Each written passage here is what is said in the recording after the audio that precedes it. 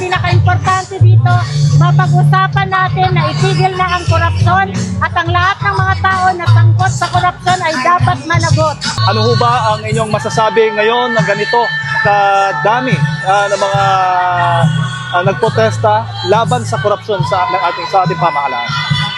Ako ay personal na natutuwa sa nangyayari sa ating bansa ngayon kung saan nakita natin na mulat na ang ating mga kababayan kahit anuman ang kulay ng kanilang politika, dahil tayong lahat ay mga Pilipino, lahat tayo ay kayumanggi. Kaya nga ang t-shirt ko ay kayumanggi kontra korupsyon kasi pula ka man, dilaw ka man, pink ka man, kahit lahat tayo galit sa korupsyon.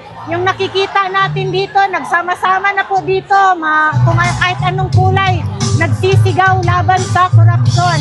Kung meron mang konting hindi nila pagkakaintindihan, kagaya ng kung sino ang leader na kailangang umupo, hindi na muna natin yung pag-uusapan. Ang pinaka-importante dito, mapag-usapan natin na itigil na ang korupsyon at ang lahat ng mga tao na sangkot sa korupsyon ay dapat managot.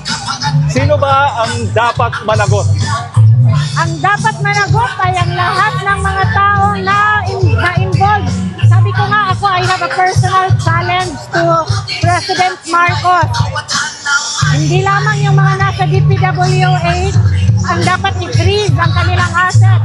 Lahat po ng mga na-involved, including the congressmen, the senators, na napangalanan at nabunyag na merong involvement sa flood control, corruption, at sa iba pang mga korupsyon, i-freeze na ang kanilang asset.